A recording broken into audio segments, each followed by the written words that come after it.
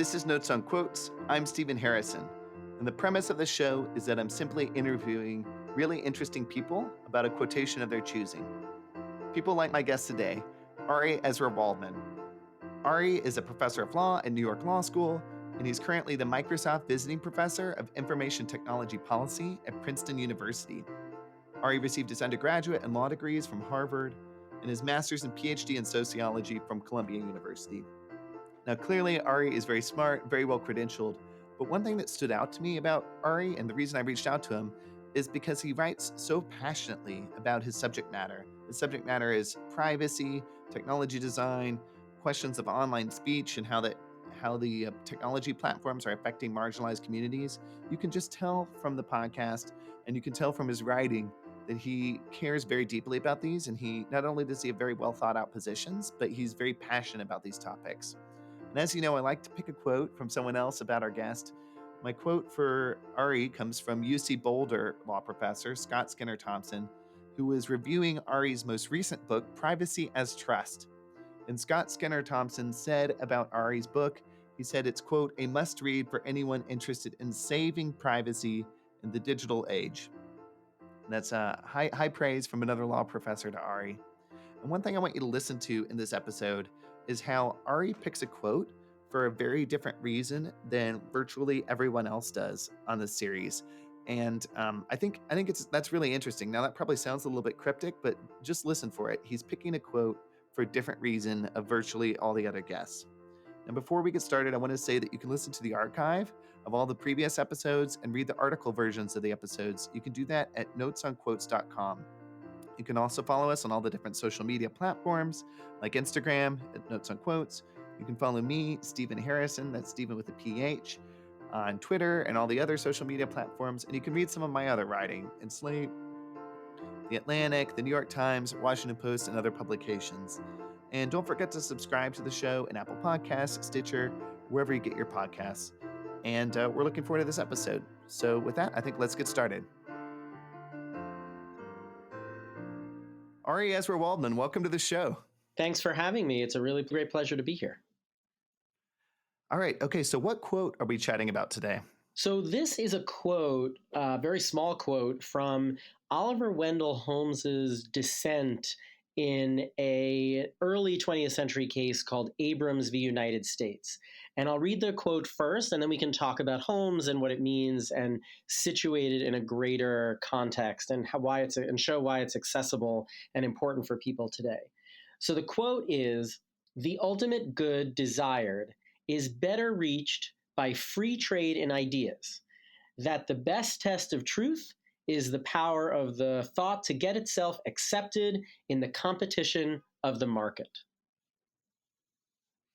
Great. And as you mentioned, this quote comes from Justice Oliver Wendell Holmes. In addition to having just this awesome name that I really like, he's also just a really well-known justice. Can you tell us a little bit about Holmes? Sure. So Oliver Wendell Holmes was an Associate Justice of the Supreme Court, and he's incredibly well known in legal practice and in legal scholarship today for many reasons. Not only was he incredibly brilliant, but a lot of his opinions that he took on the court in the early 20th century, he wrote dissents that ended up becoming majority opinions later on. So he was a prescient jurist, and he sat on the court at a time when conservative justices really dominated the course of American law. And he, for his time, although today we would call him, he would certainly be conservative, but for his time, he was very progressive in a traditional classical liberal way. And he was looked up to by some of the justices of the mid-20th century, like the Great Society justices, the Brown v. Board of Ed justices, the Supreme Court at the time that really modernized American law and pushed it in a progressive direction. Holmes, along with Louis Brandeis and others, were really considered the grandfathers or the grandparents of progressive jurisprudence in the mid-20th century. Ari, you mentioned that Holmes was very well known for his dissenting opinions. And the quote that you picked actually comes from one of those dissenting opinions. Can you tell us what was at issue in the case of Abrams versus New York? Sure. So Abrams was one of these cases, one of a series of cases where at a time during wartime, for example, like the Abrams was in the early 20th century, 1918, that right before the end of American involvement in World War I. So this was a time of war. It was a time of unrest. And as we all know, sometimes during periods of war, some of our worst tendencies in society come out. So Congress at the time passed these censorship laws and passed these criminal syndicalism laws that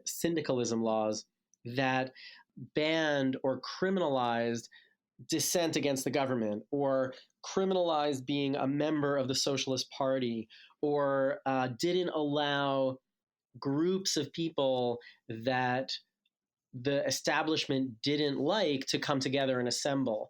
There's a long history of this in the United States. It started all the way back at the founding of the Republic with the Alien and Sedition Acts. These are laws that have a long history that we use at times to suppress dissident voices.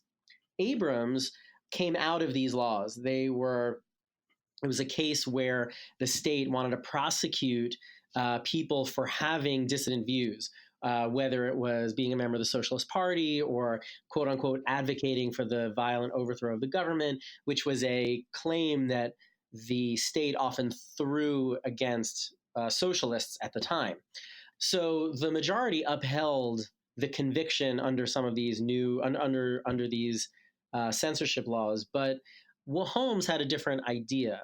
Holmes said that this kind of censorship of different or dissident or even what he thought were dangerous ideas doesn't deserve to be censored.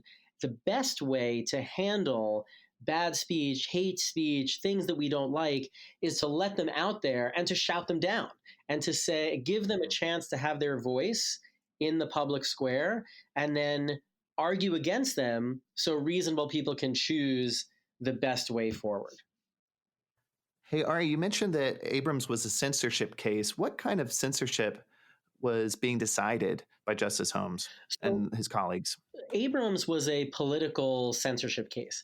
There were individuals in August of 1918 who used the opportunity that they had. They went up to, I think, the fourth or fifth floor of a building in New York and threw out political flyers from the window. The best way to reach the masses, right? And they were in a couple of different languages. They were in English as well as in Yiddish. And the reason why they were in Yiddish is because so many immigrants at the time living in the Lower East Side of New York were German Jewish immigrants who the protesters believed, who the speakers believed had natural affinity for their views. And what was on the flyers were protests against the Wilson administration's involvement in World War I, and more particularly its opposition to the Russian Revolution. So this was August 1918, the Russian Revolution that overthrew the Tsar and replaced it with a socialist Leninist government was fresh in everyone's minds. And the flyers were really just pro-socialist and anti the current government's opposition or resistance to socialism. The quote again is, "The ultimate good desired is better reached by free trade in ideas, that the best of truth is the power of thought to get itself accepted in the competition of the market." That's Oliver Wendell Holmes. And Ari, you mentioned that this is the origin of the marketplace of ideas metaphor, and that idea has actually become very prevalent in modern day discussions. That's absolutely right. It was this quote is the origin of the marketplace of idea metaphor in American law. But the idea is actually about 500, a little under 500 years old from today. So about 400 years older than Abrams v. United States. It actually came up in the work of John Milton in 1644, and then in the work of the very famous liberal philosopher John Stuart Mill in his book On Liberty, which so many of us read when we go to college. The idea in American law, obviously, you can tell from looking at the quote that it takes economic ideas, the idea of the free flow of goods, and translates it into speech doctrine. The analogy is pretty simple. If a company in the market is going to sell a really bad product, a lemon car, for example, or a poorly tasting beverage, it's better, a classical economist would say, it's better to let that company produce whatever it wants instead of banning it, because if it's a bad product or a bad device, people aren't going to buy it. The market is going to handle it. Obviously, people are going to want to spend money only on good products. So Holmes, based on Milton and based on Mill, said, well, we shouldn't ban speech. Let the market handle it. Let the best ideas come to the top of the pot, so to speak, and they will ultimately win out, because individuals will only want positive ideas or positive speech. Ari, you mentioned that the perspective of Justice Holmes has often been adopted by classical liberals, or that he's often associated with classical liberalism. I was wondering, do you think that this metaphor, the marketplace of ideas, is associated maybe more with one political perspective over the other, for example, libertarianism, or is it really that there's elements of this metaphor that play kind of to both sides of our political debates? Well, today I would situate this metaphor most closely with either civil libertarians, so the ACLU and other traditional liberal or classical liberal or libertarian views, but also neoliberalism. We hear this term a lot. Neoliberals are, and they get a lot of, rightly so, they get a lot of criticism. Neoliberalism is this idea that came up that developed in reaction to the social justice ethos of the 60s and 70s, and saying that the better way, rather than a social justice approach, the better way to achieve individual happiness or individual benefit is through entrepreneurial freedoms and free markets and limited government regulation. So you can really easily see the connection between civil libertarianism, neoliberalism on one side, and then the marketplace of ideas on that with them, and then on the other side, more of a social justice approach and concerned with outcomes like equality and justice on the other side. And you mentioned, Ari, that neoliberalism also often gets a bad rap, but I think wouldn't Clinton and Obama often be associated with neoliberal policies? Is that right? That's absolutely right. I think that some of the main criticisms of the Clinton and Obama administrations were that they reflected this neoliberal idea that government is bad. That was certainly true of the Clinton administration, and less so, but still prevalent in the Obama administration.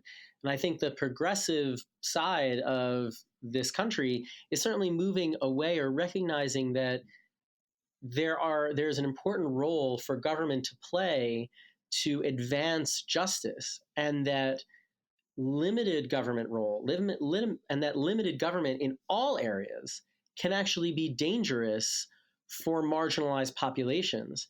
And I think this quote and its implications for law really tease out the harm that can come from taking a laissez-faire neoliberal approach to, in this case, the law of the First Amendment and freedom of speech.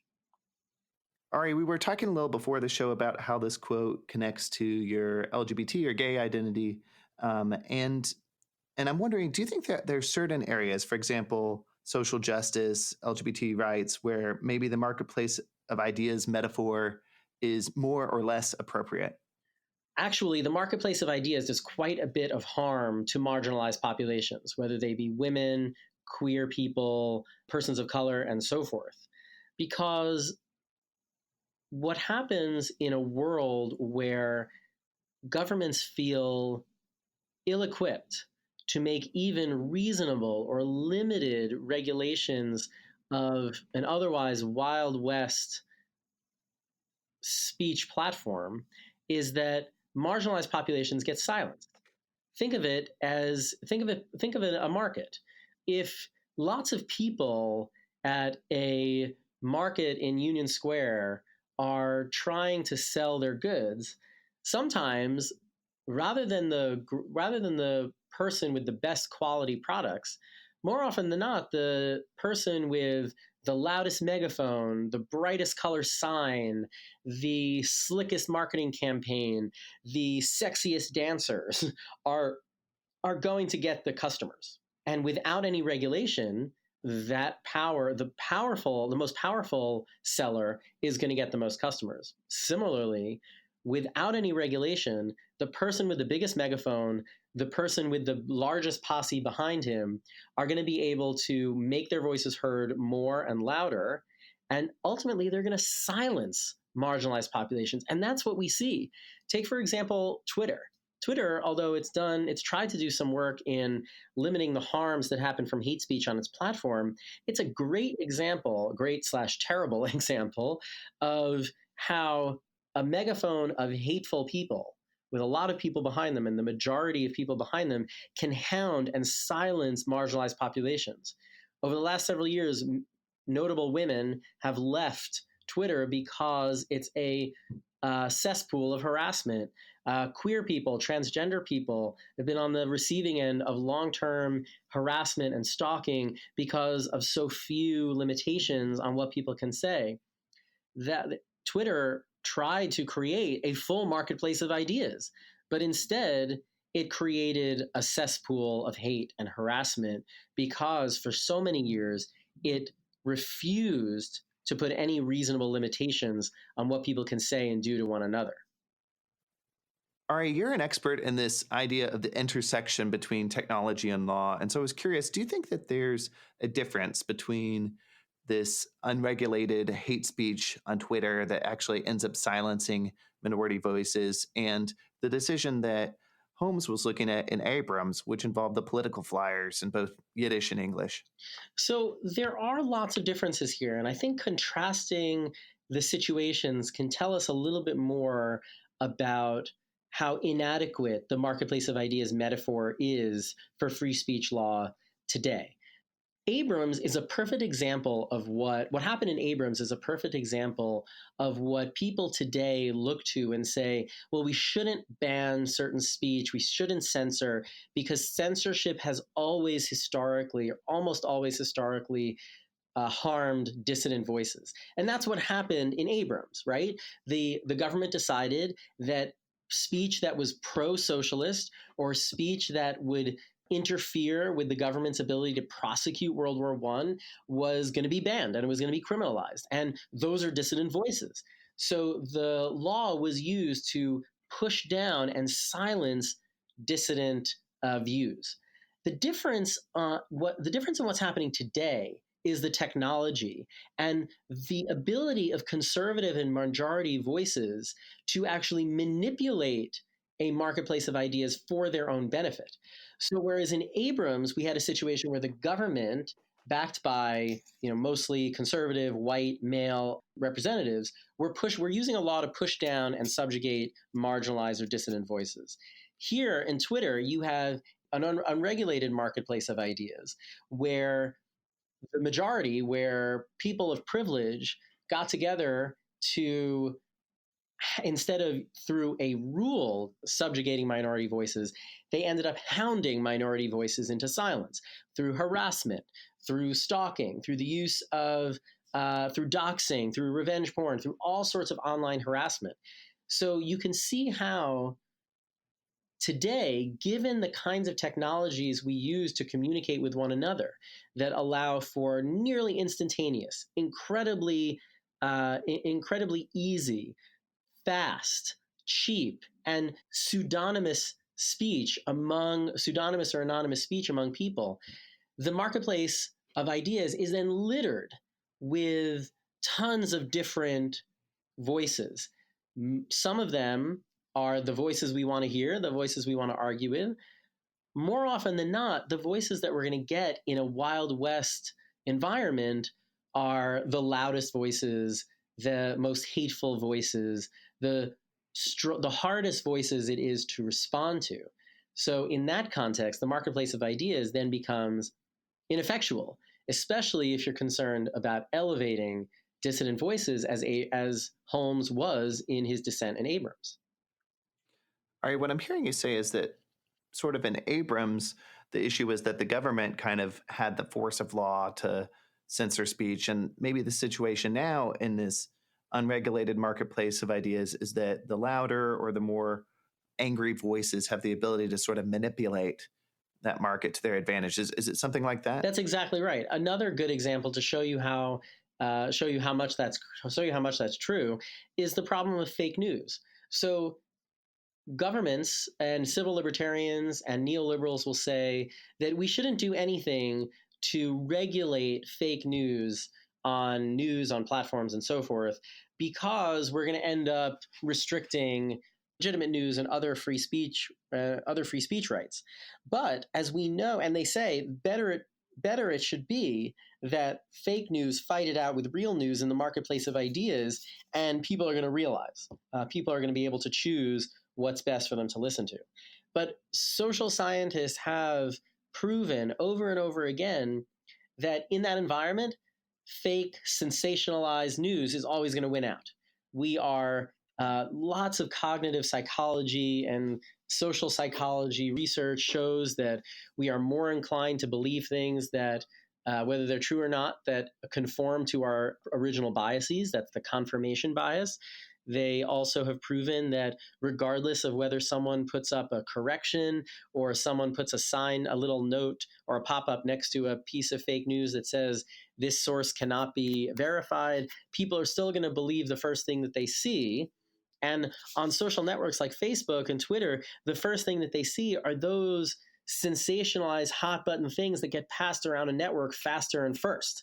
So, and that's what happens in those platforms to sensational news, which often in the last election particularly happened to be fake. So tons of cognitive biases get in the way of us deciphering fake news from real news. That is a market failure, some would argue. And it shows how this marketplace of ideas metaphor doesn't adequately address the way we consume information today.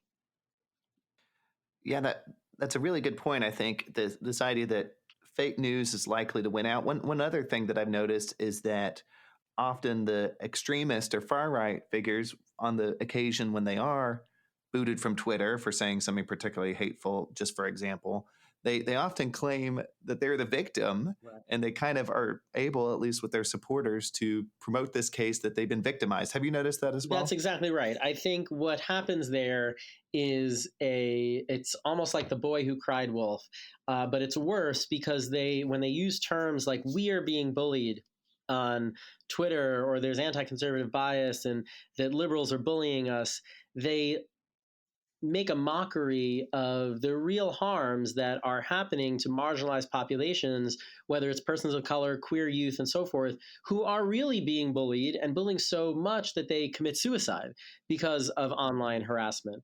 So it's a vile attempt by conservatives who exist in this world of great privilege. Most of the people who claim that they're being bullied, most of the conservatives who claim that they're being bullied by progressives online are straight white men who have never known what it's like to be bullied in life. And when they use that term, when they claim that progressives are ganging up on them, when in fact all they are recognizing is all they're recognizing is being treated like everyone else. There's a great saying that says, I'll paraphrase, for privileged people, equality looks like oppression because they have never been treated equally as marginalized populations. They've always experienced privilege. So equality to them looks like oppression. But it's also a vile metaphor. It's a vile comparison because of the real harms that's happening to, say, LGBTQ youth from harassment on those platforms, and often from the mouths of people on the right. I'm thinking of Milo Yiannopoulos and other provocateurs on the right who spew out racist, transphobic, homophobic, misogynistic comments on Twitter, and then just say, well, it's my free speech right to say everything, say anything I want. What they misunderstand is that, well, if we follow certain libertarian ideas or civil libertarian ideas about free speech, maybe you can say a lot of things, but that doesn't insulate you from the consequences of some of the things that you say.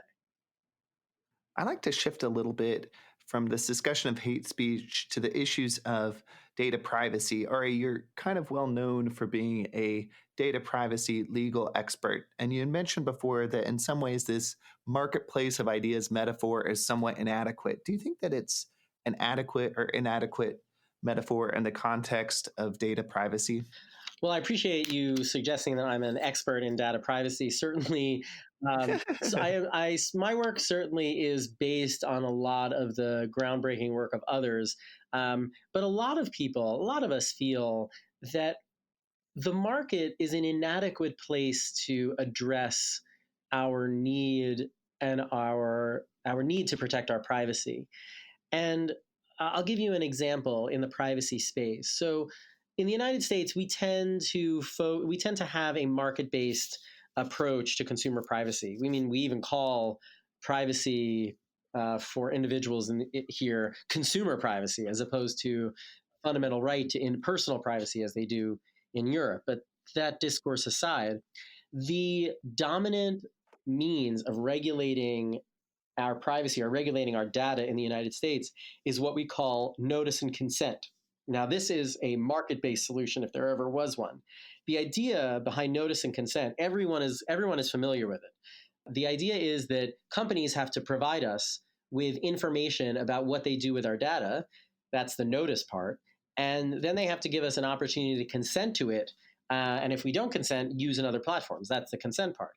The manifestation that we all know, and I wouldn't say love, but certainly hate of this rule is our privacy policies and those click buttons that we see when we log into something or register for something, where it says, "Do you read the terms of service and our privacy practices?"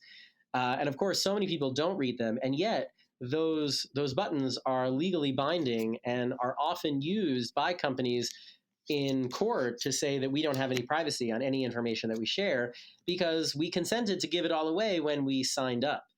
Now, notice and consent is a market-based solution. It suggests, much like the marketplace of ideas, that as long as the information is out there, in this case in a privacy policy, people can make their own choices. But like I was just talking about in the marketplace of ideas, there are tons of cognitive barriers and other types of barriers that impede our ability to adequately make privacy choices, the privacy choices that we want to make in a market for our data. So just to give you an example, privacy in the form of notice and consent takes advantage of what psychologists call overchoice. Overchoice is a cognitive barrier in consumer research that we experience every time we go to a drugstore to try to buy toothpaste. I know many of us buy it on Amazon these days, but if you've ever gone to a drugstore to buy toothpaste, you go to the toothpaste aisle and there are probably 200 toothpastes staring at you, and you have no idea which one to choose because they all look the same and they all pretty much do the same. So instead, what you do is you base your decision on heuristics like the one you've already always used, or the one with the nicest color, or the one that looks the whitest, even though it may actually be the worst product. So designers of technology take advantage of that on apps and websites because you have to manage your privacy consents on every app, on every website, to the point where if you actually tried to do that and read all those privacy policies and analyze your choices, it would take you, according to one scholar, almost 50 years to read and analyze and process all of the websites that we've ever visited in in the last 10 years or something. So how can anyone adequately manifest their privacy preferences when it's impossible for us to analyze the information that they're putting into the market? What I'm hearing you say, Ari, is that even though this idea of notice and consent, clicking through for Facebook and Apple and everyone's privacy terms, even though that solution might satisfy the requirements of the marketplace of ideas, it's not something that people would be really happy with if they actually knew what was going on. Well, that's certainly true. It's certainly true that many people, when asked are not happy with what companies are doing with their data, and they prefer privacy and they want more privacy and control over their information.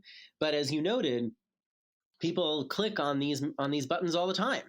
And that's what some scholars call the privacy paradox, the idea that we tend to disclose information for meager rewards and sign up for all these things. And yet, in surveys, we will say that we care about our privacy. And it's a reflection of the market of ideas, so to speak, in the privacy space, manifested by notice and consent. But as I've said, the problem is not that we actually don't care about our privacy. We actually do really care a lot. It's that technology designers are manipulating and leveraging our cognitive biases in order to make us disclose more information that we otherwise want.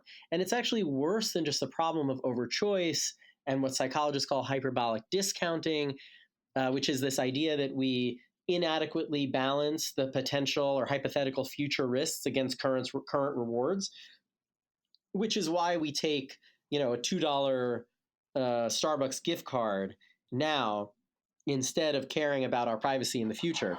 It's more than those cognitive biases. Companies and websites and apps also use what we call dark patterns. And dark patterns are these design tricks that coerce us into disclosing more information. A very obvious example of a dark pattern is after a little piece of information that says, "Do you agree to having our company take all of your data and sell it to the highest bidder," and so on and so forth. And then they make the "I agree" button really big and green, and then hide the "I don't agree" button somewhere very small in 2-point font that you can't find. So that's an obvious example of a dark pattern, but dark patterns are sometimes embedded in the designs of websites. They leverage our cognitive biases to manipulate and coerce us into disclosing.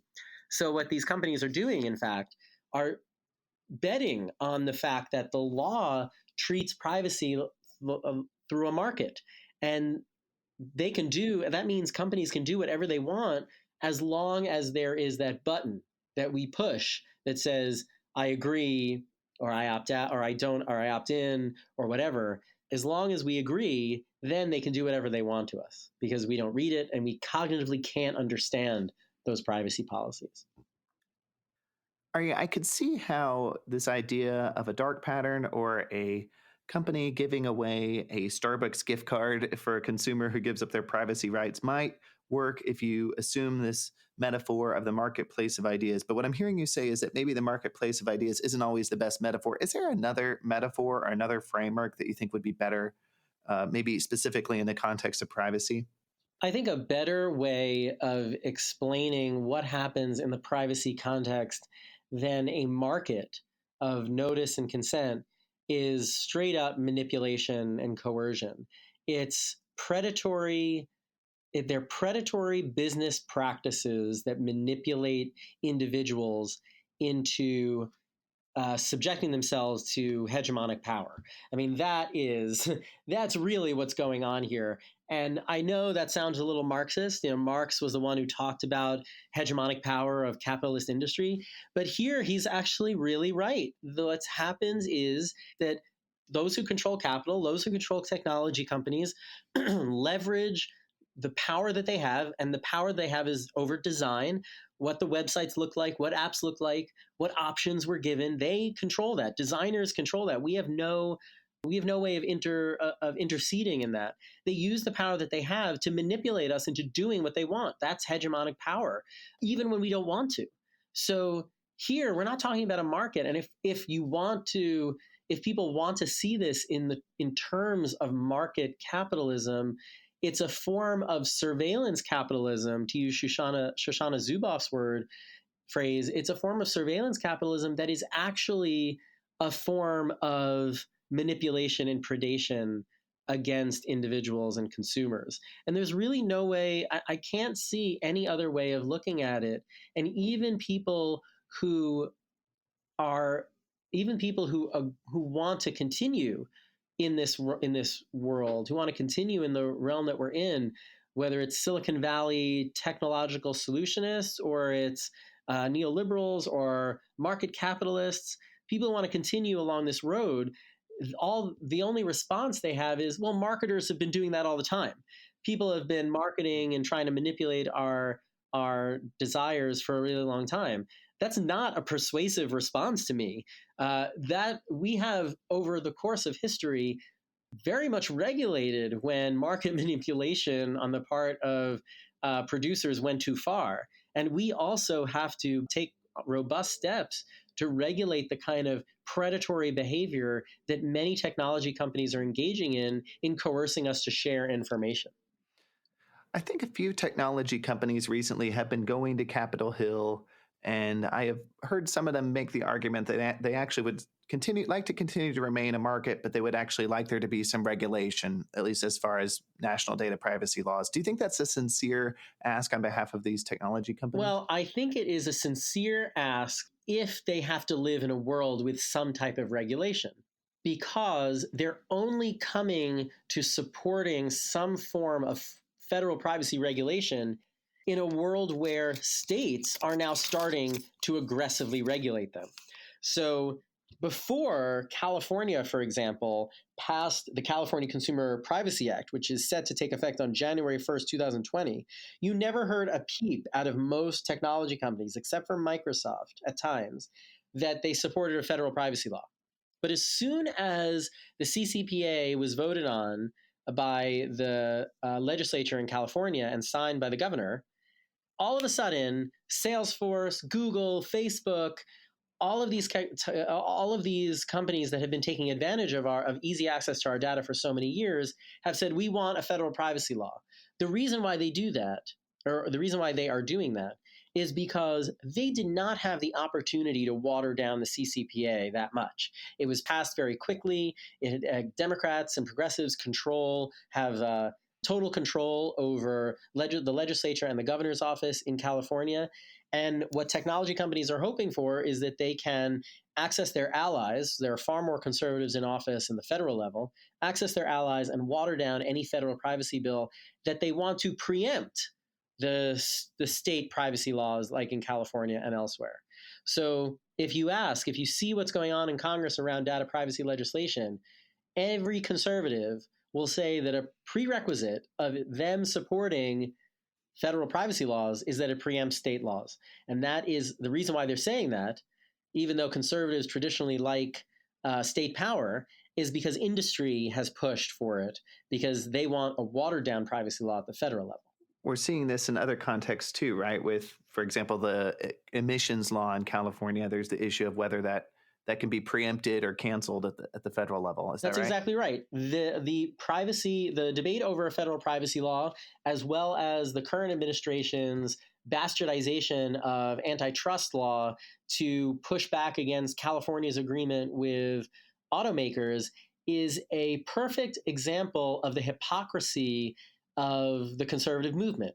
For years, the conservative movement has talked about their love of states' rights to push back against federal power. Really, what they were talking about is, we just don't like the use of federal power to support marginalized populations and to support progressive causes. We want the use of what they have shown themselves to want is the use of federal and state power to support their own causes, which tend to be the causes of coal, the causes of big tech, the causes of powerful interests, the causes of industry that pollute, and so forth. So it really exposes the utter hypocrisy of the conservative movement that really the Trump era has really brought to the fore.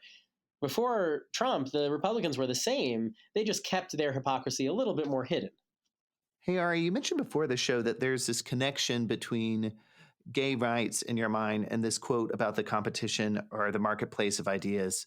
What do you think is the connection there? There are strong connections between the prevalence of and power of the marketplace of ideas metaphor and the inability of marginalized populations, particularly members of the LGBT community, to effectuate their rights in the political sphere. So what I mean by that is, if you have a political sphere where everyone can say anything and there are no consequences and no limitations, the result is going to be the people who have the biggest megaphone, the most money, and the most support are going to be the loudest, and they're going to silence and push out marginalized or dissident voices. Now, if you take that laissez-faire neoliberal approach, and you talk and you see the fight for marriage equality and queer rights generally through that lens, what you see is the weaponization of the First Amendment to push back against equality.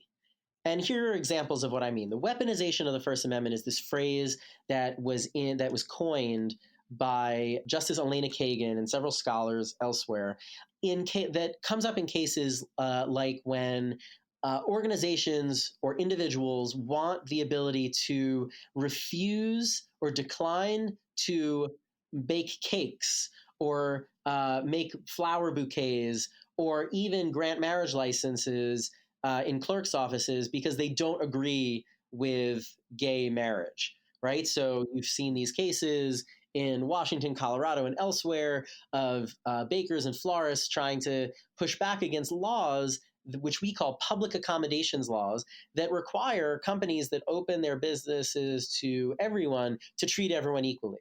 As you may know, the source of these laws, or the real source of these laws, are the civil rights movement in reaction to restaurants and hotels that refuse to sit persons of color or serve persons of color. These public accommodations laws are general equality laws. It says if you want to open your business and get money from consumers, and when you want to use our roads and you want to use society's taxes and legal protections, you have to treat everyone equally. But the First Amendment is now being used by individuals to push back against those equality laws and say, I want an exception. I shouldn't have to serve gay people because I don't believe in gay marriage and I think homosexuality is wrong. That's not what the First Amendment was intended to do. And it is an example of the power that conservatives have taken for the First Amendment from the marketplace of ideas. So what I mean by that is if we live in a world where free speech rights are maximalist, where they're at their apex, as Marianne Franks in a book, The Cult of the Constitution, recently talked about, if we live in a world where free speech rights are at their apex, meaning I can say and do whatever I want with no limitations, you start to think that, well, being forced to create a bouquet of flowers or 100 bouquets of flowers for this gay couple, that is a form of compelled speech, they argue. And therefore, well, I shouldn't have to do that. I shouldn't have to be compelled because the marketplace of ideas says that I should be able to say whatever I want and have it fight it out in society.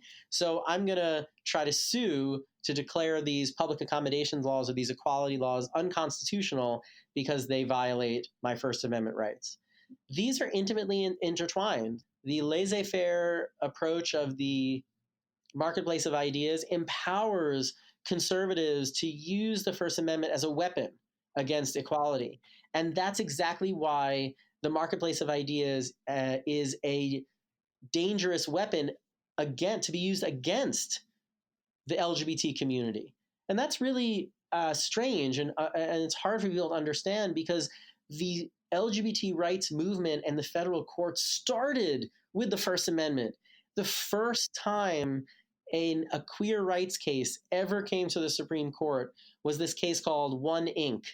And it was a per curiam decision that the court just sent back. It didn't have an opinion. It just sent back a rejection of a lower court order. And it said, you, the post office, you have to allow this gay-oriented magazine to be sent through the post office. Whereas before, under the Comstock laws, the post office refused to mail anything that had queer content because they said it was obscene. And One Inc. said that they had to send, that you can't use those laws anymore. You have to send it. You have to send it through the mail. So the gay rights movement started with the First Amendment. The cases about marching in St. Patrick's Day Parade, these were all about speech. But now, because of this libertarian approach or civil libertarian approach to the First Amendment, conservatives have manipulated its use to use it as a weapon against equality. Ari, I'm curious, and you might not have a view on this, but do you think that Justice Holmes would be shocked or disturbed by this weaponization of the First Amendment, or how the laissez-faire idea of the marketplace of ideas has in some ways been co-opted? It's a really good question. It's a really good question about how Holmes would respond to the weaponization of the First Amendment today. And it's a hard question to ask, of course, because there are different models. If Holmes changed with the times, then his ideas would have adapted. But if he didn't, then his ideas wouldn't have adapted. And there are models for this, particularly at the Supreme Court. So, for example, any of your listeners who are Supreme Court aficionados or love Supreme Court history will know the famous New Deal Justice Felix Frankfurter, who has a funny name, but he was a Harvard law professor who was appointed by FDR in a spate of New Deal appointees, and he voted routinely in favor of giving the federal government more power to regulate the economy. He's one of these New Deal justices that rejected conservative approaches that kept government small. He stayed on the court for a really long time. As times changed, as the 40s turned into the 60s, and the progressive movement turned from economic freedom to social freedom, Frankfurter became quite a conservative justice because he didn't change with the times. But other justices did. Justices like Louis Brandeis changed with the times. William Brennan, a Catholic who came to the court with strong Catholic beliefs and support from the Catholic community, became a great supporter of abortion rights. And you had people who changed with the times while they were on the court, and others who didn't. So Justice Holmes, who in his private life was very conservative, he even said this, and biographers who wrote about Justice Holmes noted that he would be very conservative. He didn't like the speech that was at issue in Abrams. He didn't like the vulgar speech that was at issue in a lot of the cases, but he wanted to protect it in the public sphere because he believed in the marketplace of ideas. So he was a deeply conservative person, but his legal approach was more libertarian or civil libertarian. So it's hard to say how he would see it. He would have to have changed with the times and adapted to the needs of marginalized movements to focus on equality as opposed to speech in order for him to see what's wrong with his ideas today. Ari, a lot of people, when they come on the show, pick a quote that's a personal favorite or maybe something like a personal mantra. But I get the sense from our discussion that you disagree to some extent with the idea of the marketplace of ideas, and maybe disagree in some ways with this quote. Is that right? That's absolutely right. The reason why I chose this is because this quote is probably the dominant expression of current free speech law in the United States, and the dominant expression of so many other areas of law, whether it be privacy or other types of regulation, other types of areas where large entities, whether it's corporations or governments, have power. We tend to be so paranoid about government regulations, so laissez-faire about even reasonable limitations, that we choose to step back so far that we harm people that we leave behind.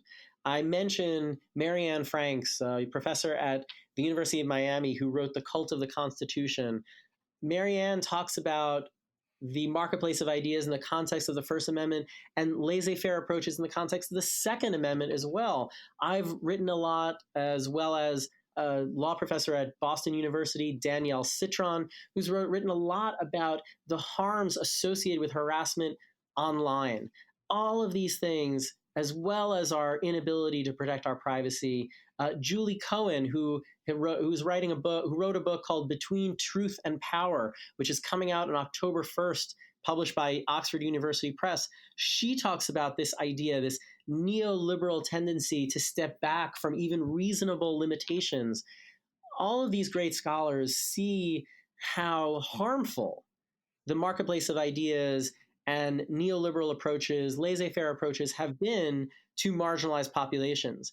And yet, when I teach constitutional law and when I teach privacy, these ideas come up all the time. They are so entrenched in our jurisprudence that it makes it so hard for marginalized populations to ever get a win, to ever protect their rights. And that is why we need such structural change. We need structural change in the judiciary, in the laws that we pass, in how we constitute our democracy, that in order to, without those structural changes, these types of entrenched power, and I'm using the word entrenchment just like Paul Starr, a scholar at Princeton, did, these examples of entrenched power are going to stay. And the marketplace of ideas is a perfect example of that because it sounds great, but when you go under the hood, you realize that it is a tool of entrenched power. And we have great need. We have a great need in order to save our democracy to push back against these kinds of doctrines. It's the first example I have someone picking a quote that they disagree with, and I'm really glad you did because it led to such a passionate discussion. Ari, thank you so much for coming on the show. It's been such a pleasure. Thank you so much. And I hope this has sparked some interesting ideas and hopefully some controversial ideas that will be fodder for a lot of discussion. Thanks for listening to Notes on Quotes. Again, I'm Stephen Harrison, and this series is a team effort with audio production by Jason Cady. Our transcriptions are done by Sarah Baum of Sharp Copy Transcription. Our theme song is Water and Bridges by Joshua Heffernan. And our podcast cover art was done by Jacqueline Parsons. Check out our website, notesonquotes.com, where you can get the print versions of all of these interviews. Subscribe to this podcast on whatever platform you choose, and please leave us a review. Don't forget to follow us on social media and Instagram, where our handle is Notes on Quotes. Thanks again.